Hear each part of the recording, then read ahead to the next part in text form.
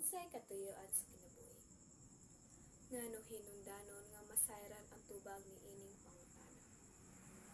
Unsa sa mga butang makaguol kaayo sa tawo mao ang pagbati nga kinabuhi walay kulugan ug walay katuyoan. Sa laing bahin, ang usa ka tawo nga adunay espesipong katuyoan sa kinabuhi mapailon-ilon ug agwantador. Si Viktor E. Frankl nga usa ka neurologist ug usa naluwas sa Holocaust misulat, makaingon ko nga walay laing butang nga makatabang gayud sa usa nga makalahutay bisan pa sa malisod nga mga kahimtang gawas sa kahibalo nga adunay kahulugan ang iyang kinabuhi. Apan nagkalain-lain ang mga opinyon bahin niini. Daghan naghunahuna nga matag usa maoray mag-igo kung unsay katuyoan sa kinabuhi. Sa kasukwahi, ang matawo nga nagtudo sa ebolusyon ang tudlo nga walay gayud kahulugan ang kinabuhi. Apan ang labing maayong pinaagi nga masayran kung unsay katuyoan sa kinabuhi maoy ang pagsusi kung unsay giingon sa maghahatag og kinabuhi. Si Jehova ang Dios takda kung unsay giingon sa iyang pulong bahin niini.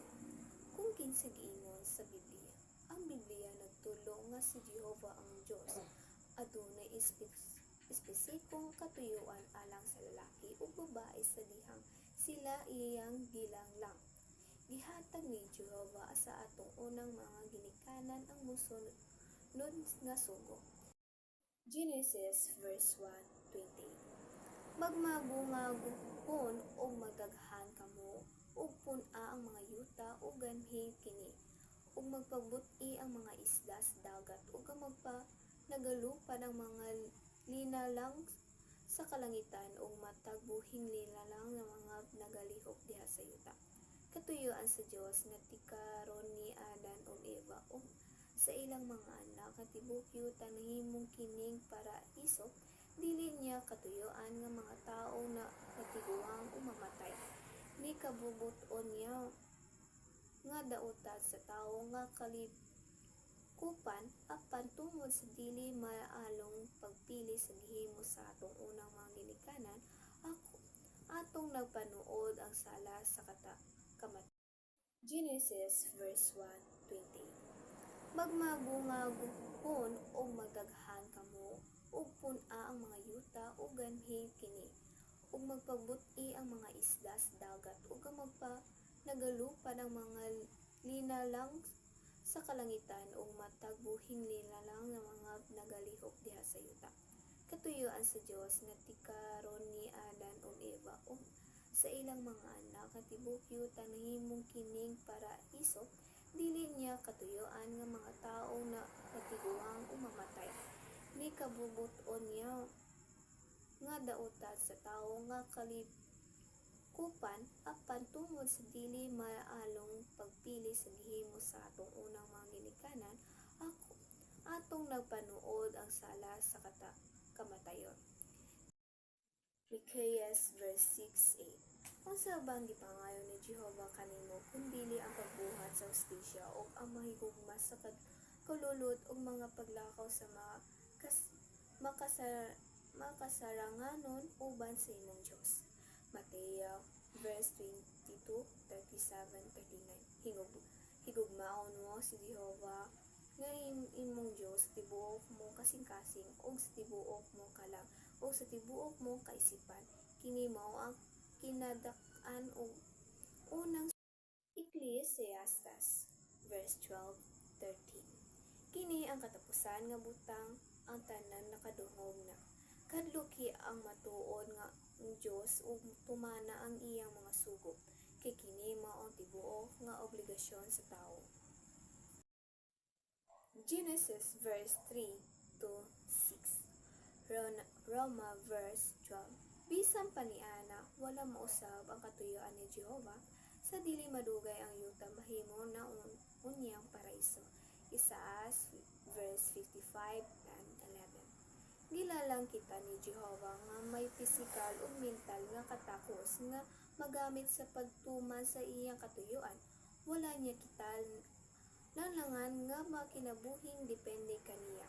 Matikdikon unsay gisulti mo sunod nga mga teksto nga Biblia bahin sa katuyoan sa Dios. Unang Timoteo, versikulo 6, 9-10. Sa laing bahin, katong nakakad-on sa paghigugma sa Dios, inay sa lapi may batig dakong katagbawan. Unang Timoteo, versikulo 6, 7-8. Ilang nasabtan ng hinundanon nga makagkugihon og ilang obligasyon nga tagaan ang ilang pisikal nga mga panginahanglan. Efeso, versikulo 4 hangtod sa 28. Bisan pa niana sila nagpatalinghod usab sa pasidaan ni Jesus. Wala usa nga mahimong ulipon sa duha ka agalon, kay mahimong duntan niya ang usa ug higugmaon ang lain, o unungan niya ang usa ka tamayon ang lain. Dili kamo mahimong ulipon sa Dios o sa bahandi. Mateo, versikulo 6 hangtod sa 24. Ang ikaduha nga sumasama niini, mao kini: higugmaon mo ang imong silingan sama sa imong kagalingon. Kung sa unsang paagi nga tubag sa Biblia makahatag og tinuod nga kalinaw sa unahuna, aron maayong maandar ang usa ka komplikadong makina, kini kinahanglan gamiton sumala sa katuyuan ug sa mga instruksyon sa pagbuhat niini. Sa samang paagi aron dili madaot ang atong kagalingon sa espiritual, mental, emosyonal o sa pisikal man. Kinahanglan nga atong gamiton ang atong kinabuhi ayon sa kabubuton sa atong manglalalang. Tagda kun sa unsang paagi sa pagkahibalo sa katuyuan sa Dios makahatag kanato og kalinaw sa unahuna diha sa mosunod nga mga kahimtang.